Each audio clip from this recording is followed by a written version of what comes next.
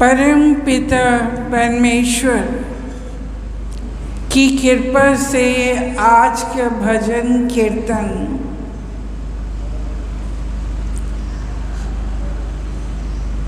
श्री अजय पाल एवं समस्त परिवार की तरफ से कराया जा रहा है।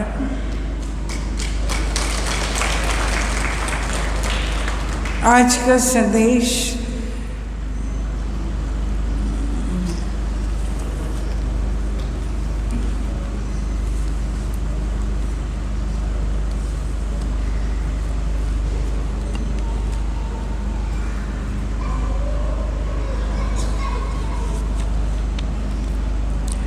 ईर्ष्या का स्वास्थ्य पर असर। क्रोध और घृणा को जन्म देता है। ईर्ष्यालु व्यक्ति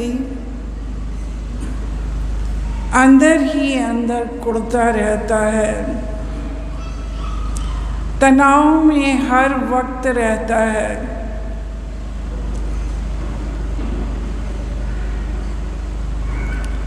ईर्ष्या में रक्त जलता है, भूख खत्म हो जाती है और नींद नहीं आती है। स्वभाव चिड़चिड़ा हो जाता है। घृणाशील और ईर्ष्यालु व्यक्ति दूसरे को कष्ट पहुंचाने व नीचा दिखाने के मंसूबे बनाता रहता है।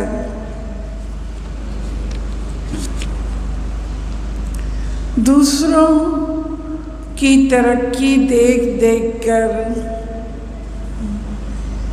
वो इतना परेशान रहता है कि अब वो उस कामयाब व्यक्ति की जगह पर निंदा करने लग जाता है। उस कामयाब व्यक्ति के लाखों गुण हो, किंतु ईर्ष्यावश उसे एक गुण नजर नहीं आता। निंदा करने वाले व्यक्ति को विश्वास पात्र नहीं समझा जाता। कुछ लोग तो ऐसे लोगों के संपर्क में रहता है कि पसंद नहीं करते। अगर कोई आपकी किसी कमी या कमजोरी की आलोचना करता है तो उसका बुरा नहीं मानना चाहिए, क्योंकि बिना कुछ किए आपका ध्यान कमजोरी की तरफ दिला रहा है, जिस ओर आपका ध्यान भी नहीं था। संत कबीर साहब कहते हैं, निंदक नियरे राखिए, आंगन कुटीर छुआए, बिन पानी साबुन बिना निर्मल करे सुभाए। निंदा की शुरुआत ऐसे ही होती है। कुछ व्यक्ति ईर्ष्यावश जब अंदर ही अंदर क्रोध की ज्वाला में जलता है तो वो क्रोध में आकर दूसरों से जाकर निंदक वचन कहता है। यहाँ निंदा के 3 रूप हैं। आप जिससे ईर्ष्या करते हैं उसके मुख पर बुरा कह देते हैं, दूसरों के सामने बदनामी करते हैं। तीसरा, दूसरों से निंदा सुनकर उस व्यक्ति तक पहुँचने की आपकी निंदा फला व्यक्ति कर रहा है। संत ने कहा, जब तुम ही अच्छा है, तुमसे अच्छा है वो तुमसे अच्छा है, उसे इतनी शर्म तो है कि उसने पीठ पीछे बात कही, तुमने तो मुख पे आकर कह दिया। और इतना भी लिहाज नहीं किया। ऐसे व्यक्ति अपना नुकसान एक साथ करता है, समय बर्बाद करता है, वो समय जो कर्मवीरों और सफलता के इच्छुकों को की पूंजी है। अपनी छवि धूमिल करता है, दूसरों की घृणा एवं अविश्वास का पात्र बनता है। मनोवैज्ञानिक सत्य स्वभाव और निंदक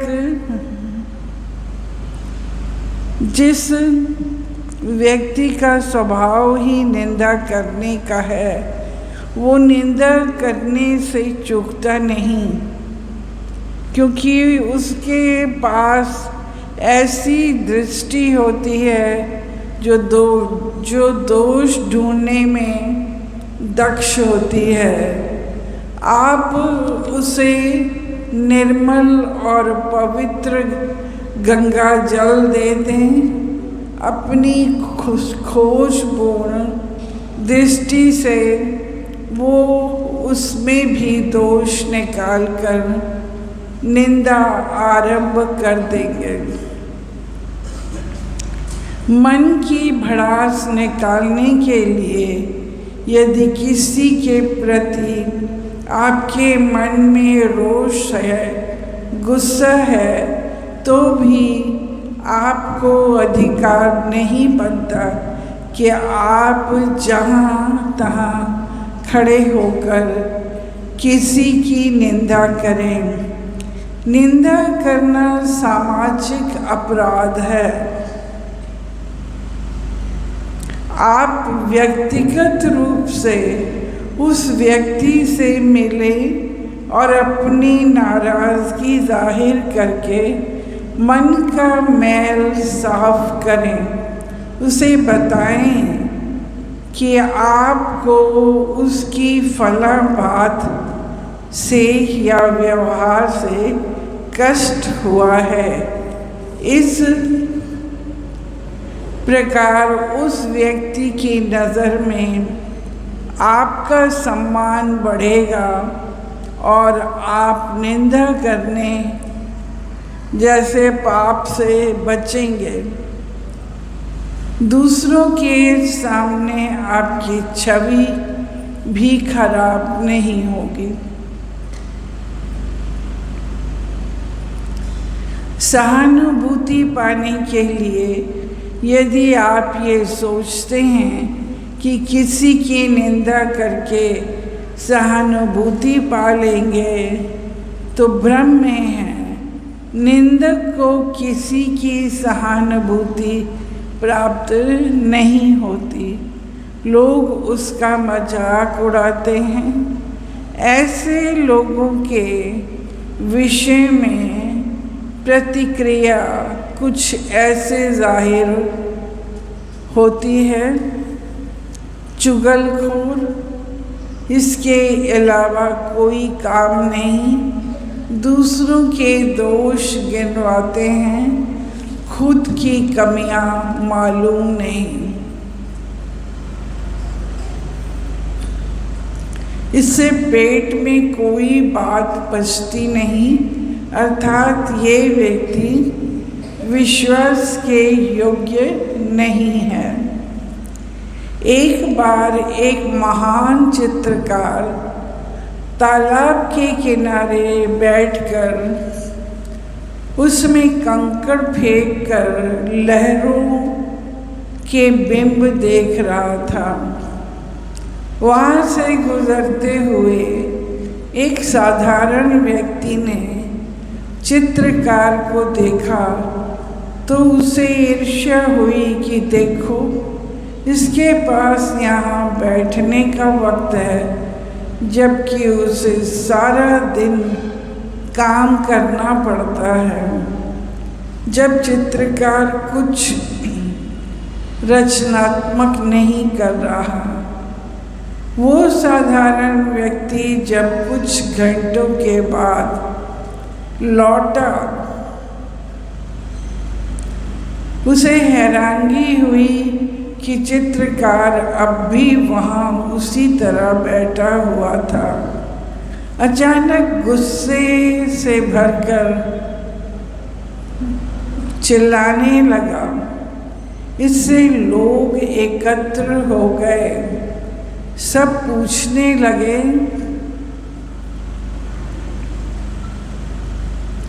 क्या हो गया है? उसने सबसे अपनी बात बताई। उसके जैसा किसान और मजदूरों ने भी आघात महसूस किया। सभी ने चित्रकार को गाली देनी शुरू कर दी और उसे जाने के लिए कहा। वो चित्रकार कोई और नहीं बल्कि मेडिसी था, जिसने हम सब के लिए एक खूबसूरत पेंटिंग बनाई जो तालाब के किनारे शिशु जीसस के साथ मैडोना की थी। तो बच्चों, ये था आज का संदेश। और अब माँ आप सबके लिए परमपिता परमेश्वर से प्रार्थना करते हैं।